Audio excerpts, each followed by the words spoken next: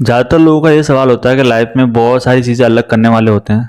Success पाना होता है, स्ट्रगल करना होता है। जैसे ही इस मोड पे एक्टिवेट होते हैं, जैसे ही काम करना शुरू करते हैं, उसी समय लाखों प्रॉब्लम्स आ जाएगी लाइफ में।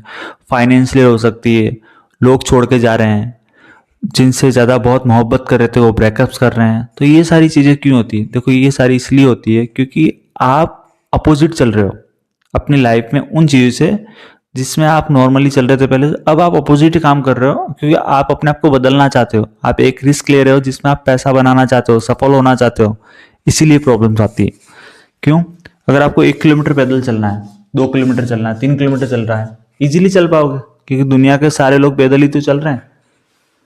यही आपको 10 किलोमीटर एक पहाड़ पे चढ़ना हो तो रिस्क होगी ना। गिरने का रिस्क रहेगा, हड्डियां बोलेगी, डर लगेगा। ऊपर जाओगे तो साला सांस भी धीरे आएगी।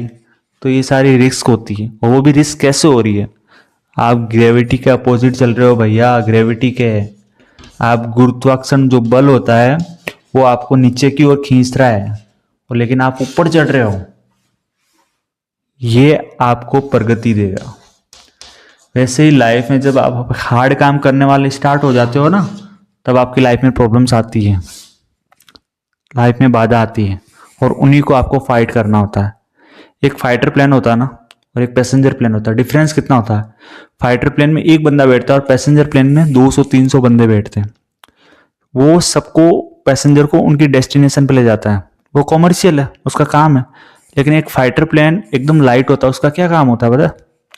वो हमेशा वॉर में जाता है, विन विन सिचुएशन में रहता है। यहाँ पे वो बहुत हल्का है और यहाँ पे वो बहुत भारी है।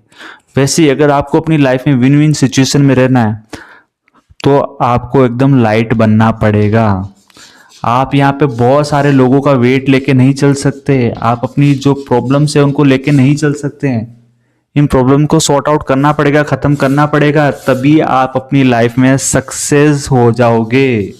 इसीलिए लाइफ में प्रॉब्लम्स आती है क्योंकि आप अपनी लाइफ में जो आज कर रहे हो, जो करना स्टार्ट कर रहे हो, वो ग्रेविटी के अपोजिट है आपकी लाइफ के।